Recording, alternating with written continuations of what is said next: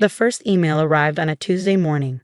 I was sitting in my small apartment in Bangkok, sipping coffee and checking messages before heading to teach my English class. The subject line caught my eye. Condolences for your family's loss. Confused, I opened it. The message was from an old family friend. Dear Rebecca, I just heard about Sarah's tragic accident in Thailand. What a devastating loss. Sarah was such a bright light, taken far too soon.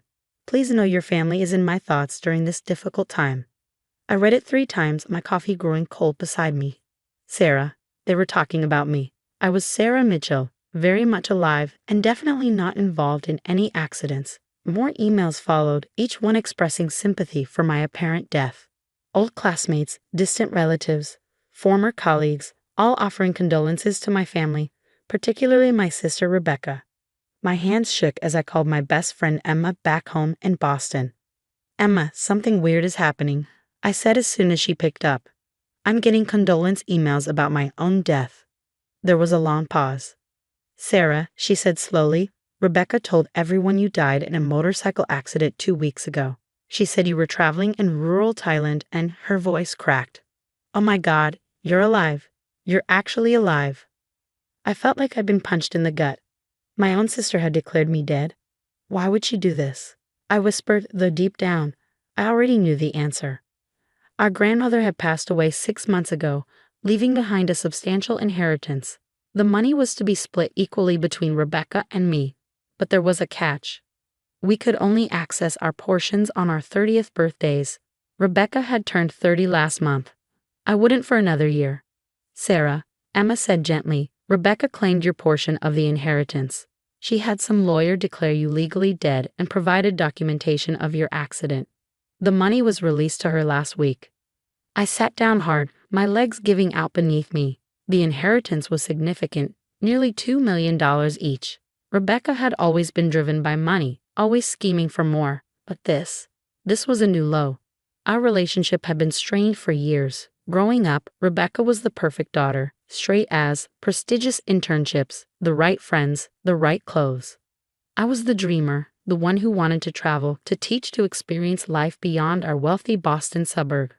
Our parents didn't understand my choices, but our grandmother did. She was the one who encouraged me to follow my heart, who supported my decision to teach English abroad. She must have known you'd find out eventually, Emma continued. What was she thinking? I looked around my modest apartment, at the photos on my walls capturing my adventures across Southeast Asia, at the stack of papers from my students. I built this life on my own terms, proud of choosing passion over money. But Rebecca had just stolen $2 million from me, and she'd done it by erasing my existence. Sarah? Emma prompted when I didn't respond. What are you going to do? I took a deep breath, my shock giving way to something colder, more calculated. Nothing, I said finally. Not yet. What do you mean? Rebecca thinks she's won. She thinks I'm too far away, too disconnected from home to find out or fight back. So I'm going to let her keep thinking that. Sarah. She's getting married in 3 months, right? Big society wedding at the Four Seasons. Yes, but... Perfect. I felt a smile spread across my face, though there was no warmth in it. I think it's time for a family reunion. The next few weeks were a blur of preparation. I took a leave of absence from my teaching position, citing a family emergency. I didn't tell anyone I was coming home. Not my parents, not my old friends, no one except Emma.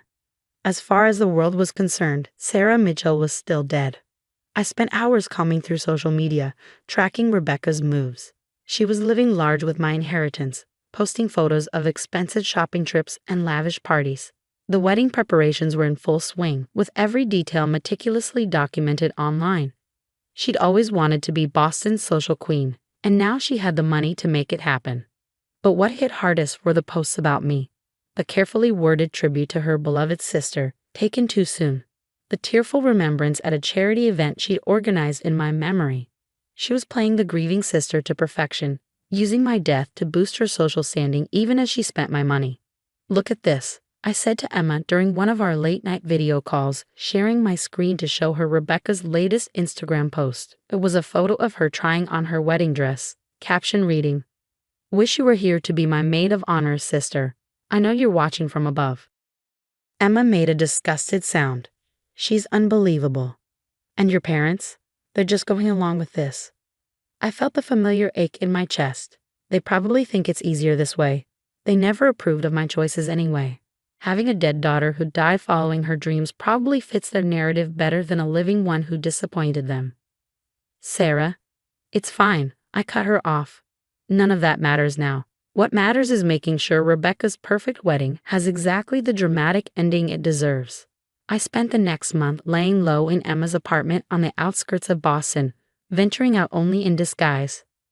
I watched from afar as Rebecca's wedding drew closer, as she played the role of grieving sister and blushing bride with equal skill.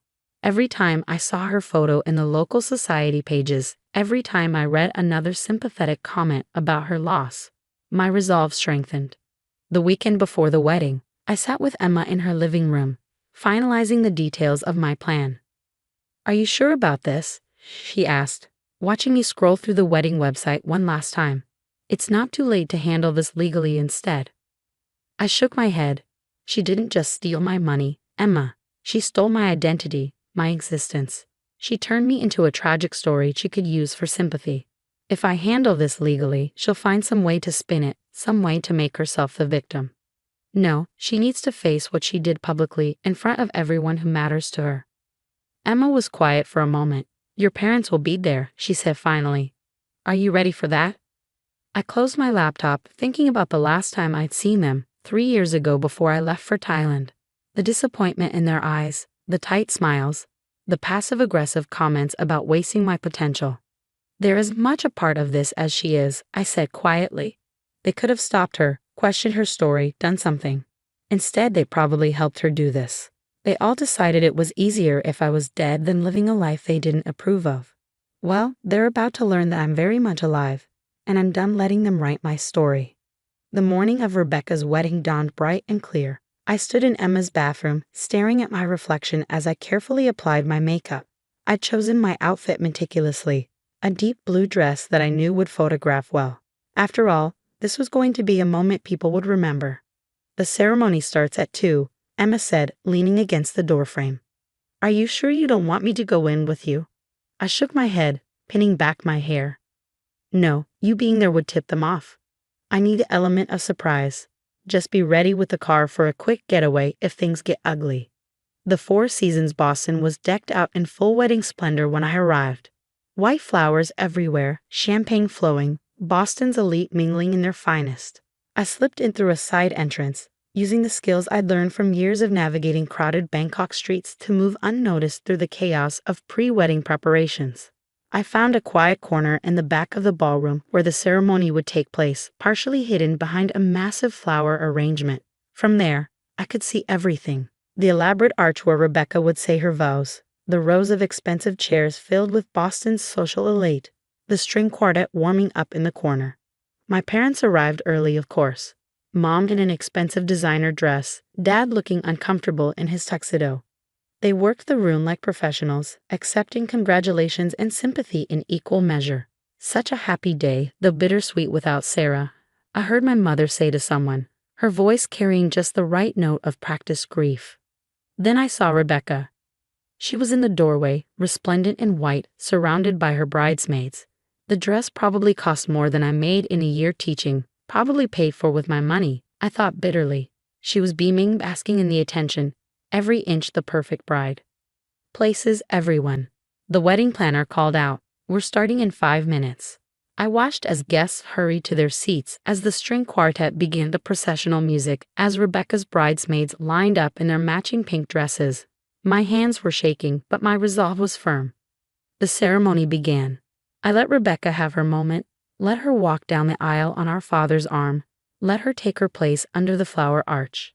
I waited as the officiant welcomed everyone, as he spoke about love and commitment and new beginnings.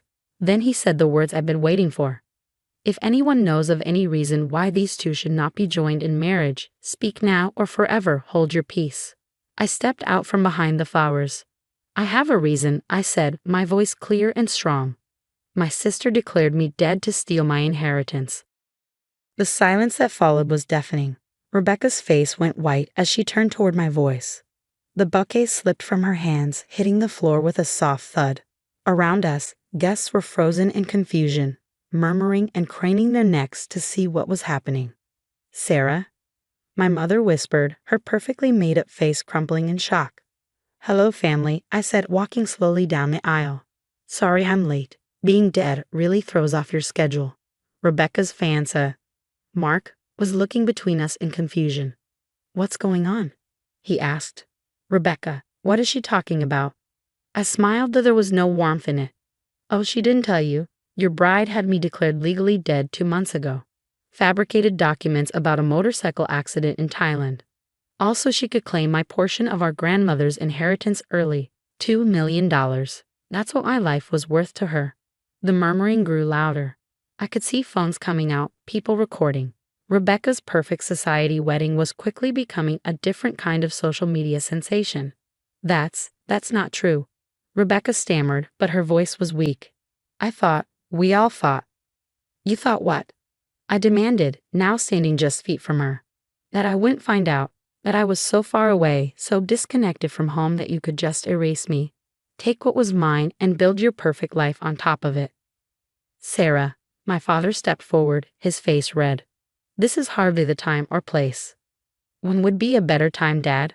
I cut him off. "When she's finished spending my money? When she's solidified her position as Boston's grieving socialite? Or maybe after she's done playing the tragic sister who lost her sibling to her reckless lifestyle?"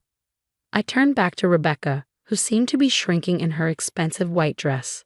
"You know what the worst part is? You didn't just steal my money. You stole my existence. You turned me into a story, a tragic cautionary tale you could use for sympathy." "Well, surprise. I'm not a story. I'm not a tragedy. I'm your sister, and I'm very much alive." The ballroom had erupted into chaos. Guests were whispering frantically, phones were recording everything, and Rebecca's perfect wedding was unraveling thread by thread. "Mark," Rebecca turned to her fiancé, reaching for his hand. But he stepped back, looking at her like he was seeing her for the first time. "Did you do this?" he asked quietly. "Did you really have your own sister declared dead for money?" Rebecca's silence was all the answer he needed. He turned and walked away, ignoring her calls after him. I watched as my sister's carefully constructed world crumbled around her. The perfect bride, the perfect daughter, the perfect society woman. All of it washing away in a tide of shocked whispers and accusatory stares.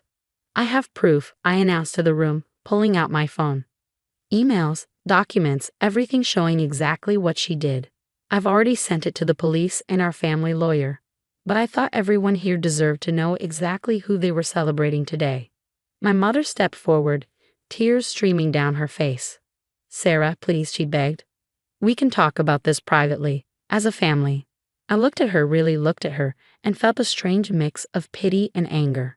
We stopped being a family the moment you decided it was easier to believe I was dead than accept who I really am. The aftermath of Rebecca's wedding was exactly the kind of social scandal that Boston's elite would gossip about for years. I watched from Emma's apartment as the story exploded across social media, local news, and society cages. "Bride's dead sister Tirashi's DWDDIMG," read one headline. "Socialite ACCU's ED of FAKing sister's death for in he or ITNC," declared another. My phone buzzed constantly with messages from old acquaintances, distant relatives, and even journalists seeking comments. I ignored most of them, speaking only through the family lawyer as we began the process of reclaiming my inheritance and pressing charges for fraud. The police want to question Rebecca, Emma told me over coffee the morning after the wedding. Apparently, she's not answering her phone. I scrolled through my own phone, looking at a photo someone had captured of Rebecca's face the moment she saw me. The shock, the fear, the realization that her perfect facade was crumbling. It was all there, preserved forever. "She's probably hiding at our parents' house," I said, setting my phone down. That's where she always ran when things went wrong. I was right. Later that day, our family lawyer confirmed that Rebecca was indeed holed up in our childhood home, refusing to speak to anyone except our parents. The money she claimed from my death had been frozen, and criminal charges were pending. A week after the wedding, I received an unexpected visitor at Emma's apartment. It was Mark, Rebecca's almost husband. "I had to see you," he said, standing awkwardly in Emma's living room. I needed to understand. Did you know? Before the wedding, did you know what kind of person she was? I studied him carefully. He looked tired, defeated, nothing like the confident groom from the wedding. No, I answered honestly. I knew she was ambitious, materialistic even, but this, having me declared dead? I never thought she'd go that far. He nodded slowly. I've called off the engagement permanently, he said. I can't be with someone who would do something like that to their own sister. After he left, I sat on Emma's couch, thinking about everything that had led to this moment. The years of strained family dynamics, the pressure to conform, the gradual erosion of sisterly love until it became something cold and transactional. My parents finally reached out 2 weeks after the wedding. They wanted to meet, to talk things through as a family. I agreed to meet them at a neutral location, a quiet cafe downtown. They looked older than I remembered, more fragile somehow. Mom's hands shook as she stirred her untouched coffee. Dad couldn't quite meet my eyes. We didn't know, Mom started, her voice barely above a whisper, about what Rebecca did. We really thought, that I died. I finished for her. And you didn't think to verify that? To ask questions? To maybe try calling me? We tried calling your old number, Dad defended weakly. It didn't work. I changed my number 2 years ago, I said. Did you try email? Social media? My school in Bangkok? Or was it just easier to believe I was dead? They exchanged glances, and I saw the truth in their silence. They had accepted Rebecca's story because it fit their narrative. The wayward daughter meeting a tragic end, proving them right about all their warnings and criticisms. What's going to happen to Rebecca? Mom asked finally. That's up to the police and the district attorney, I replied. The fraud she committed. It's serious. She could face jail time.